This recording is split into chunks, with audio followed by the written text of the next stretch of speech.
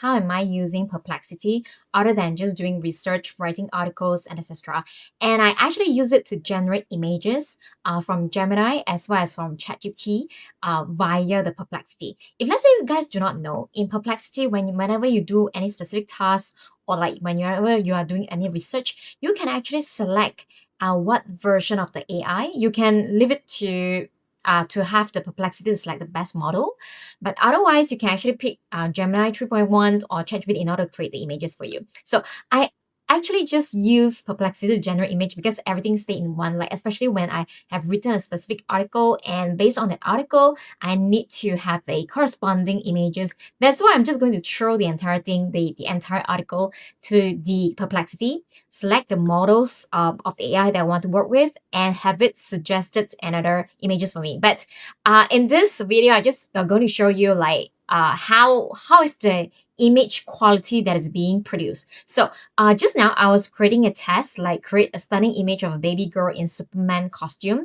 I was picking Gemini 3.1 Pro thinking when creating that. And then after that, I was like, I want to test on, I usually just let the Perplexity to decide, but today I decided to do something where I'm just going to test. So this is by Gemini 3.1 Pro, and this is where it produced by ChatGPT. I don't know, it seems like the ChatGPT one, it's better because after that I give a further prompt called the baby girl is flying and include this. So of course you can actually have a lot more different prompts. Like maybe the next one I should test is maybe I should test Sonar and see what it says.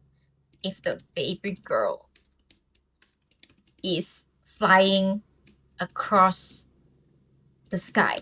So let's see how long it's going to produce that. Basically, usually it takes me about less than a minute, about, 30 seconds, less than 30 seconds in order to produce that. But I did not pause any video, so you guys can look at the speed right now.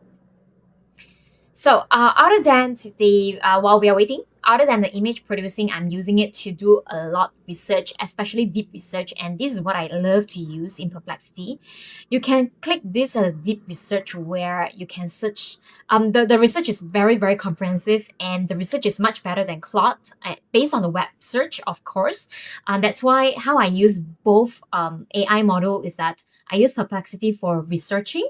And then if let's say I want to rewrite certain contents, I'm just going to use Claude, and pictures and everything, I'm just going to use Perplexity as well because I do not subscribe to any other AI creation. So this is the one that I picked, Sonar. Oh, okay, it's not too bad, right?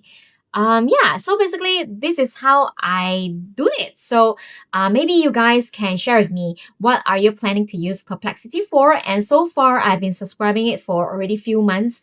I paid the $17 per month because I subscribe annually, which gives me a much more saving.